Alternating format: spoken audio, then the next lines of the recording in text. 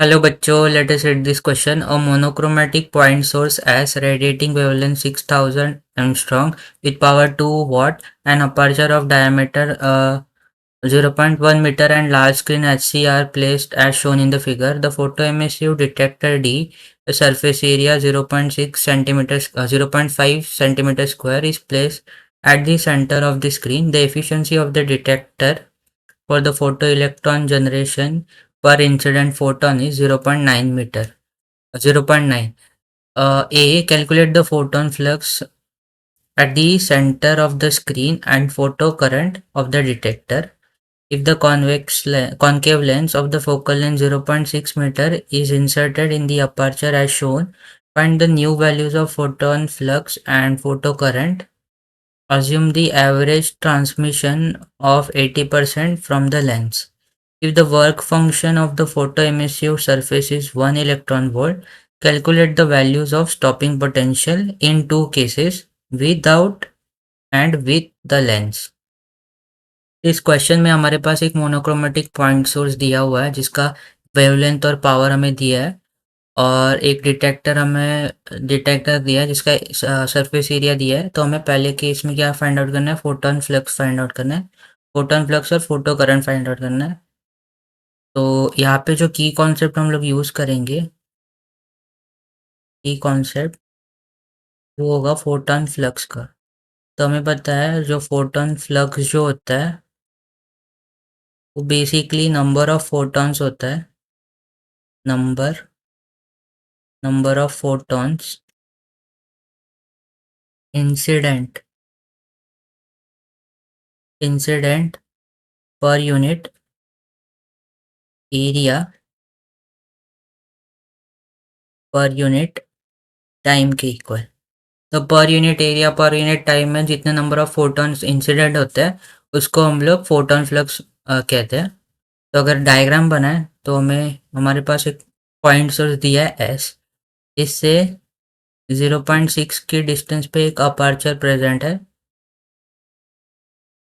ए, और ये जो डिस्टेंस है ये 0.6 मीटर है।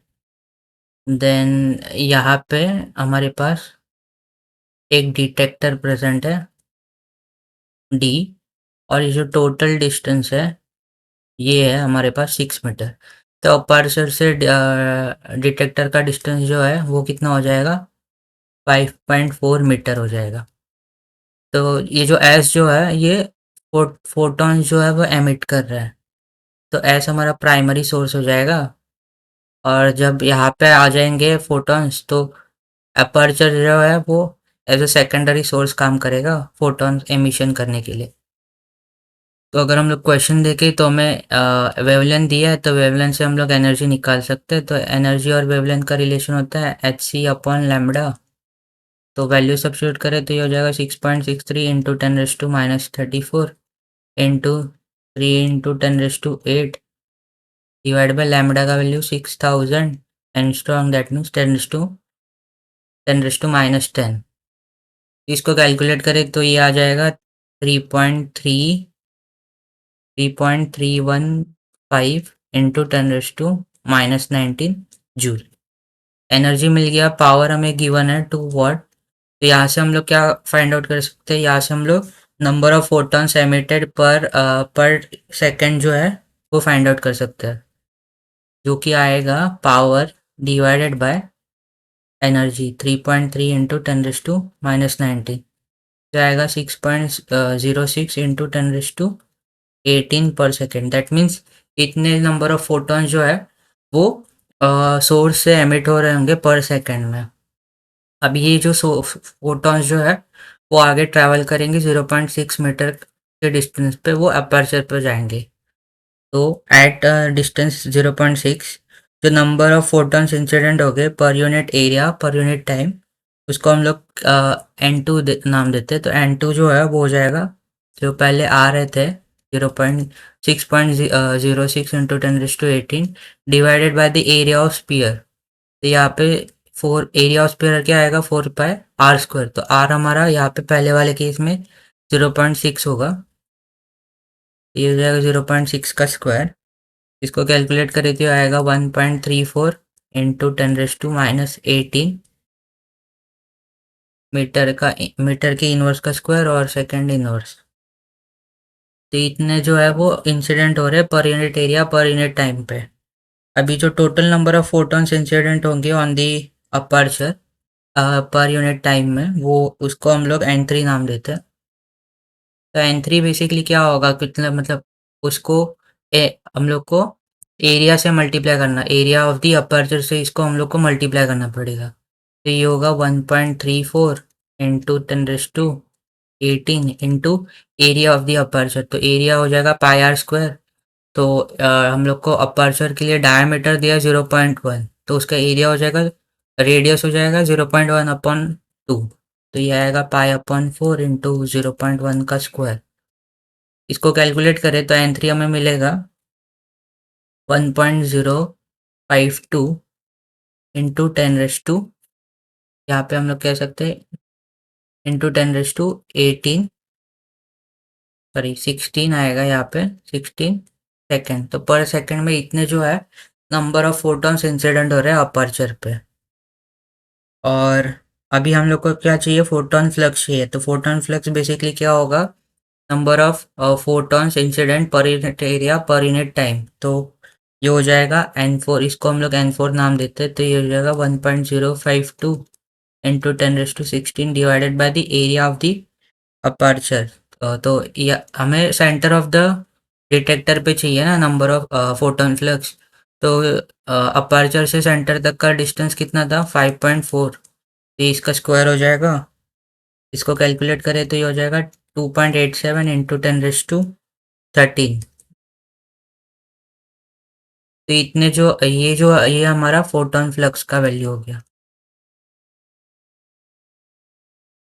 अभी फोटॉन फ्लक्स मिल गया। अभी फोटो करंट चाहिए, तो उसके लिए फोटो इलेक्ट्रॉन्स हमें लगेंगे। तो जब ये जो फोटॉन्स स्ट्राइक होंगे तो एरिया, जो डिटेक्टर है उसके एरिया जितना नंबर ऑफ फोटॉन्स आगे पास होंगे। और हमें एफिशिएंसी भी दी है फोटो इलेक्ट्रॉन का 0.9। तो जितने नंबर ऑफ फोट जो, तो यहाँ से हम लोग कह सकते हैं कि नंबर ऑफ फोटो इलेक्ट्रॉन्स जो होगा n5, वो होगा जितने आर है 2.87 into 10⁻13 into the area of the detector, जो कि 0.5 इंटू 10⁻⁻4 आएगा। और इसको अगर हम लोग एफिशिएंसी से मल्टीप्लाई कर दे तो अ, ये हमारा नंबर ऑफ फोटो इलेक्ट्रॉन का वैल्यू हो जाएगा। तो ये आएगा 1.2915 इंटू 10⁻9 पर सेकेंड। तो इतने जो है फोटो इलेक्ट्रॉन्स हमें मिलेंगे। तो फोटो करंट क्या हो जाएगा, n5 जितने नंबर्स है इंटू चार्ज ऑन 1 इलेक्ट्रॉन। इसको कैलकुलेट करें तो ये हो जाएगा 2.07 इंटू 10⁻⁻10 एम्पियर। तो हमें फोटो करंट का वैल्यू मिल गया। ये फर्स्ट वाला हो गया। अभी सेकंड वाले में हमें क्या कहा है कि कॉन्केव लेंस अगर रखा है फोकल लेंथ 0.6 का, तो यहाँ पे क्या होगा। तो अगर हम लोग डायग्राम बनाए, तो ये हमारा पॉइंट सोर्स था, यहाँ से कुछ डिस्टेंस पे हमारा अपर्चर रखा था,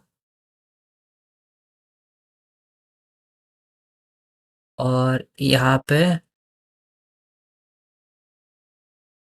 जो है हमारा डिटेक्टर प्रेजेंट है।